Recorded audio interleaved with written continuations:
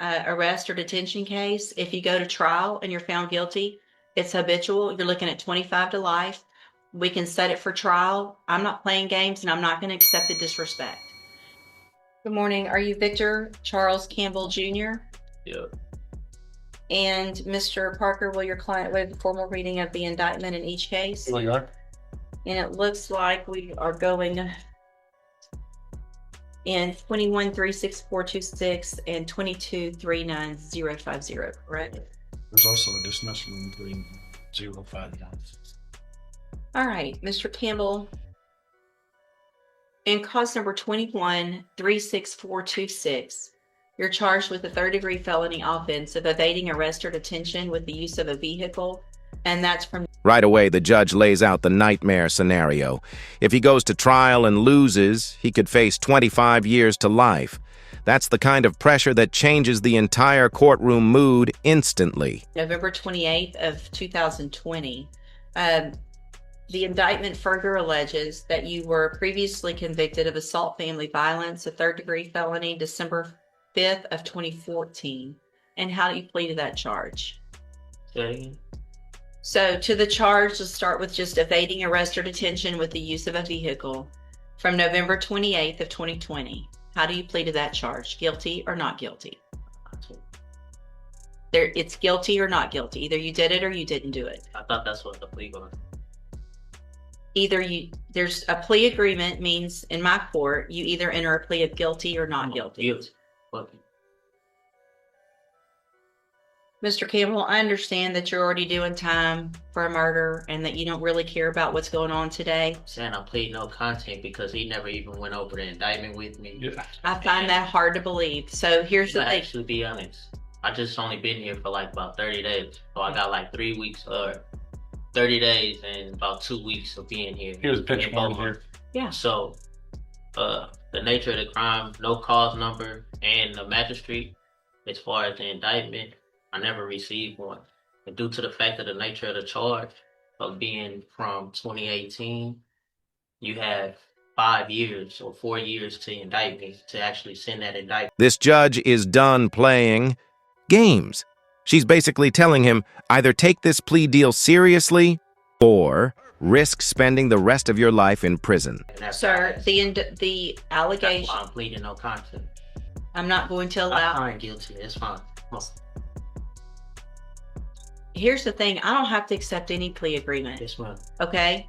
So you can, in that evading arrest or detention case, if you go to trial and you're found guilty, it's habitual. You're looking at 25 to life. We can set it for trial. I'm not playing games and I'm not going to accept the disrespect.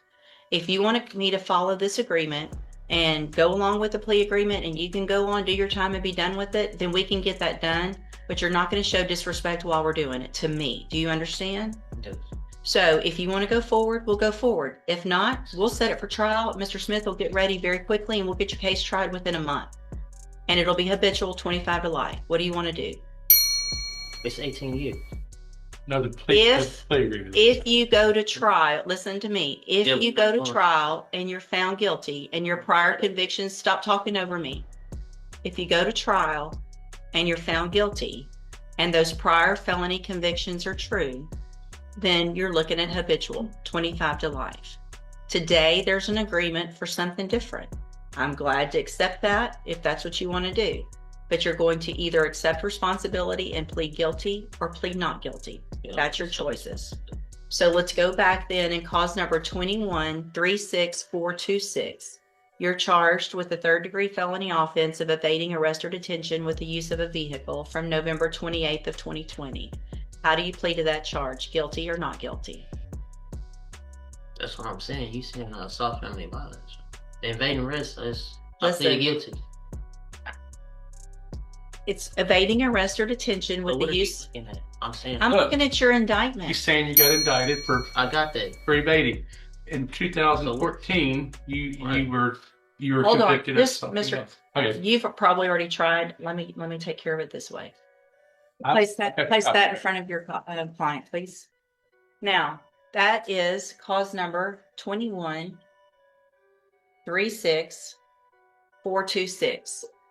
That indictment alleges in paragraph 1 that you committed the third-degree felony offense of evading arrest or detention with the use of a vehicle from November 28th of 2020. Yeah. How do you plead to that charge? I just pleaded no contest. She didn't want to accept no contest. How do you plead to that charge? Guilty or not guilty?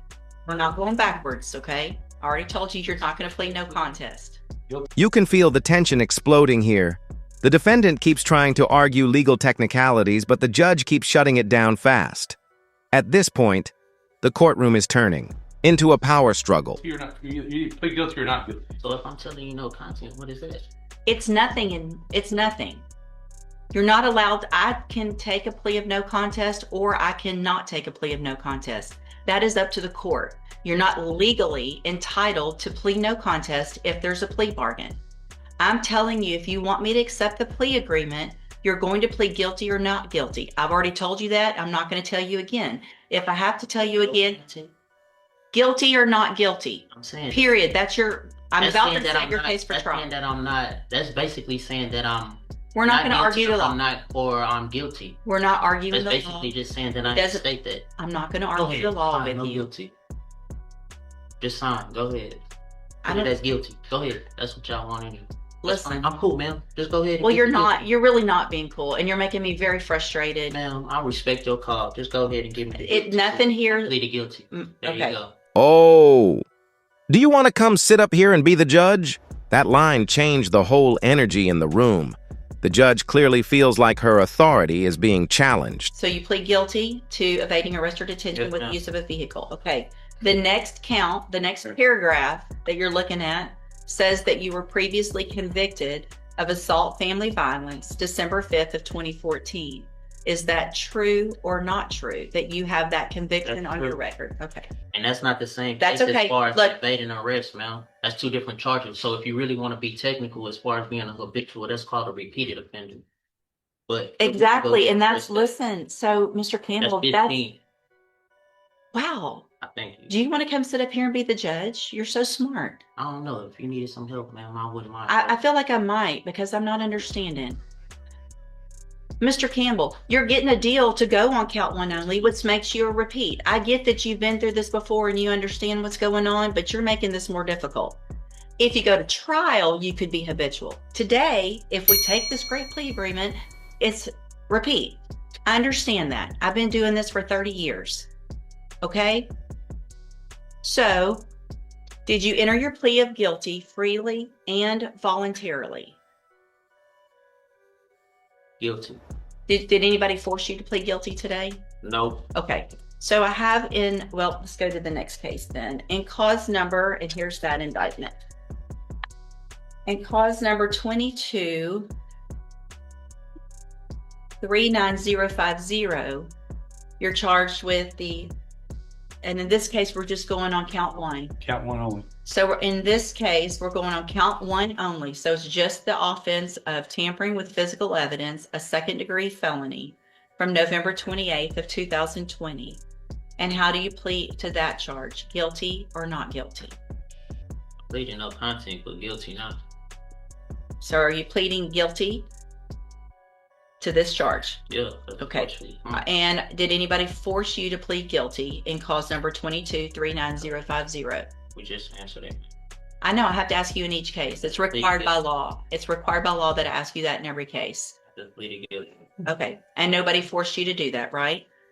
Speak up so the record can take. The judge is practically begging him to stop making this harder than it needs to be. But every extra comment keeps adding more frustration to an already tense hearing. No, Yeah. I think you did. You did, but let's go. So no. Okay. So I have in both of those cases here on the tablet some documents that have your signature on them that the state's marked as exhibit number 1. Before you signed those, did you go over them with Mr. Parker? The documents on the tablet, y'all have that? And do you understand if I follow the agreements that you've made with the district attorney that you'll be waiving or giving any right to appeal? Yes or no, please. Do you understand that? What we signed, document. Okay. You have to answer out loud, yes or no, so that the record's clear that you understand, that I know you understand what you signed. Okay? I'm not trying to, doesn't have to be that difficult. Just get in, get your deal, and get out. You're making this way more difficult than it has to be. Do you also understand, if you're not a U.S. citizen, that a plea of guilty or no contest could result in your deportation? If you're not a U.S. citizen, could result in your deportation, exclusion from admission to the country, or denial of naturalization under federal law. So what this is, asylum. I'm required to ask everyone that. Are you a U.S. citizen? Yeah. Okay. State tender's number 1 in each case. It's admitted in each case. Is there any evidence that Mr. Campbell is not competent? No, you're good.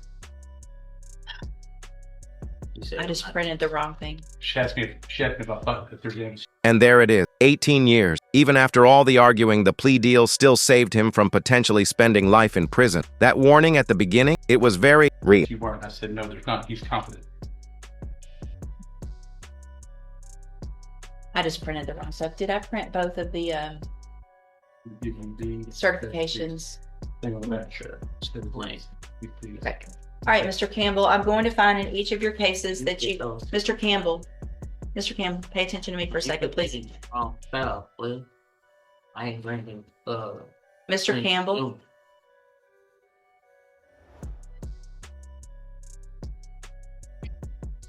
you ready? Yeah.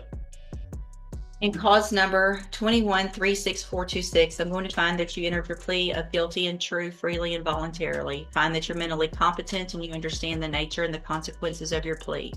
Find sufficient evidence to find you guilty, and at this time, find you guilty of evading arrest or detention with the use of a vehicle. Find that prior conviction true. Sentence you in accordance with your agreement to a term of 18 years in the Institutional Division of the Texas Department of Corrections. You will receive credit on that sentence for any time that you've been in custody that the law gives you the right to receive. So can you say that on record? I'm on the record. No, I'm saying say that how long I've been in custody. I don't know. I don't have that information. 5 years. Okay, you'll get all the credit that you are entitled to get by law. And cause number 2239050, also find that you entered your plea of guilty freely and voluntarily. Find sufficient evidence to find you guilty, and at this time find you guilty of tampering with physical evidence. Sentence you in accordance with your agreement to a term of 18 years in the Institutional Division of the Texas Department of Corrections. You will also receive credit on that sentence for any time that you've been in custody that the law gives you the right to receive. These two cases will run concurrently, which means together at the same time and concurrently with any other sentence that you're currently serving. I have signed a dismissal as part of this agreement in cause number 2239051. I'm handing you in both of your cases the trial court certifications that shows these were agreements that I followed, and so you've waived your right to appeal. I've also handed you a written admonishment regarding your ineligibility to possess a firearm or ammunition. Because of the judgments entered against you, you're ineligible under Texas law to possess a firearm or ammunition. Possession of a firearm or ammunition could lead to charges against you.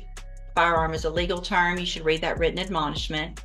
If you have any questions about the laws that make you ineligible to possess a firearm or ammunition, or about how long it lasts, you can talk with your attorney. You can go back with the bailiff.